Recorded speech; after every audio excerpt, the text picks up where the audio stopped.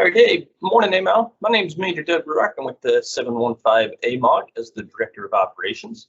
I want to talk to you today a little bit about different sources I look at for news and analysis for matters that affect both the DoD and us as AMC airmen. I've produced something for this side of the AMOG, just trying to cover recent events happening across the DoD. And try to interpret a little bit of how that matters to us as AMC airmen. So I was kind of asked to walk through a little bit of how I look through sources and what I'm looking for to decide if stuff I see on the open source is actually relevant or credible, or if it's applicable to us. So with that, I'm going to actually do a little bit of a screen share here, and I'll walk through what I look for. So I wanted to pull this news story because I think it covered almost everything that I really look for in a news story. So first off, there is a difference between news and analysis in what I'm looking for. And I tend to go to different sources depending if I'm just looking for straight news or if I'm looking for a little of analysis on that news. So this is one of my primary news sources for defense news. I'll be very clear, defense focused. It's defenseblog.com. I am, of course, not advocating for them or endorsing them, but it's a good product. They release pretty timely and relevant information for DoD and defense related news. So this was a test. This news story broke on the 16th. It was an event that happened on the 15th where Russia tested an anti-satellite missile, taking out one of their own old Soviet-era satellites. So this is a good example of a news story that I'm looking for. We start off with some basics. They cite a source who says the Russian Federation has conducted a destructive anti-satellite missile test, and that tens of thousands or thousands of pieces of debris are being tracked. One of the primary things I look for in open source news, I want to see who they're linking to. I want to see a source, and I really want to see it linked back. So in this case, they're citing a Jonathan McDowell, and they're linking to his Twitter. I open up his Twitter. I don't do this all the time, but if I have any suspicions on the credibility of who is making these claims, or if it's a kind of an unprecedented claim, I definitely want to, I'm interested in checking out who is making these claims. So I open up his Twitter. He's an astronomer for the Center of Astrophysics, but this is his personal account. He works on stuff I don't understand, and he comments on space launches according to his profile. He's been around on Twitter for a while, has a bunch of followers, bunch of tweets. Right off the bat, nothing really sticks out to me that I would not believe what he has to say. I can scroll through his Twitter if I want to look at some of the posts and get a good gauge there. If he was the only source in this news event, I'd dig a little deeper. He is not, though. And right off the bat here, we have statements from NASA, and they are making statements referring to the Secretary of State, State Department, their comments as well. And then down here, we have some comments from the Russian Space Agency. To me, this is important in a news story because the more sources you have to corroborate an event, the better the likelihood that that event actually took place. Particularly important when dealing with anything from Russia or China. Always helpful to see an official statement from them, either confirming or denying that an event happened, and that gives you kind of a gauge as to the credibility of that source. And then we talk a little bit more. We think that this was a specific anti-satellite missile system, and there's one where it's installed and why we know that. Just gives you a little more in-depth information on that story. But this is pretty much basically a pure news story, just giving you the statement of what happened. And something I always look for in the news, that's all I care about. I want to know what happened. I'm not really looking for anything beyond that. If I want anything beyond that, I'm trying to find some more analysis or commentary. I like the Warzone for that. This is a defense blog. You can find it at thedrive.com/thewarzone. Again, not endorsing them. But this is a great open source commentary and analysis site. They do a really good job of breaking down a story into all of the different components. So see here we have some kind of restating the facts of what we know about the news story itself. We have some videos here that were blocked by Nipper. Thank you, Nipper.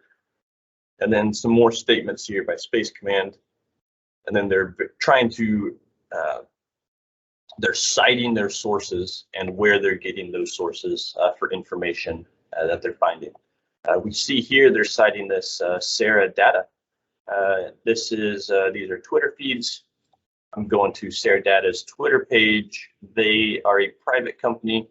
They produce a product called Space Track, which is, in their words, a renowned launch and satellite database. So from these people, I would expect to see we could start getting some very technical information. And right off the bat, I would have a little more credibility in what they say, since they have a product on the commercial market that tracks satellites. So they are listing that this was Cosmos 1408, an actual satellite. As I randomly click through, they are giving an orbit that it was orbiting in, and then they are putting that it was a bit higher than the International Space Station, and then they are claiming that it was ASAT, an anti-satellite missile that struck the satellite. That's important because there's always multiple things that can happen to satellites in space. When this story first came out, we didn't know if it was a collision or if it was a legitimate missile strike, at least on the open source, which is important, as typically on the open source, things take a little bit longer to verify. I'm not going to walk through too much more. I did want to point out this here, though. We have Jonathan McDowell again, now being picked up by another source as a definitive expert, which in my eyes lends more credibility to him as a source. And then what I'm really looking for in analysis is how does this event fit into the larger context or other events. So here we're talking about another event that happened with a Russian satellite shadowing an American satellite back in January of 2020. And it's just creating more context into the overall anti-satellite landscape, and then what the Russians are doing in that space. When I get down, something else I'm very interested in for analysis, I want to see it updated. As story changes, as things change, there is obviously what we knew 2 days ago is not what we know today. It's always good, and I like to see that analysis is updated to reflect those changes. So here on the open source, we see one of the things you could logically think through, if the Russians shot a missile to hit their satellite, chances are they filed a hazard operations report or some kind of notice to airmen saying, hey, stay out of this airspace before we launch a missile. Even the Russians are pretty good about doing that. So sure enough, someone on Twitter found a hazard operations for rocket launching notice that corresponds exactly with when we should have seen that missile launch. Here's Jonathan McDowell again, who says, all right, if I know that that NOTAM was released for this area, does that intersect with the trajectory of that Cosmos 1408 satellite? Lo and behold, it does. So now we have a pretty definitive look at least on the open source, we can pretty definitively say it was a Russian anti-satellite missile that took out a known Russian satellite. And that's important, as on the open source, the more sources you get to corroborate this, the more credibility that story will have. I'm not going to go through everything else. The only other thing I wanted to talk about, one of the key points of this story was about how the International Space Station was potentially in danger. The Russians, of course, said it was never in danger.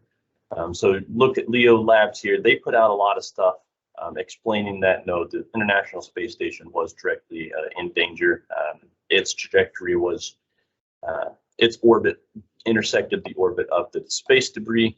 And I care a little bit about that because that's a pretty interesting data point. So I'm looking a little bit at their Twitter profile. Yeah, they're a company that provides space debris tracking and collision prevention services for low Earth orbit. I care about that because if they are a company marketing their services, they have a very vested interest in making correct statements. I can look through here, look at the data that they're posting, and then I can decide if I believe that it's relevant or not. But in this case, I do like that they're posting their technical information and backing it up. So with that, I'm not going to get into too much more as we are running a little bit long here on the Howzit, but just wanted to walk through a little bit of what I look for when I'm looking at different news and open source analysis. It's not always spot on, but that's where, read through something and then you can form your own opinions from there and decide if that analysis, if you agree with it or if you don't agree with it. And that's key. You don't always have to read sources that you agree with. Sometimes it's good, if nothing else, a good brain exercise to read through an analysis and decide if you would interpret it a little different. But with that, I will sign off and have a great day.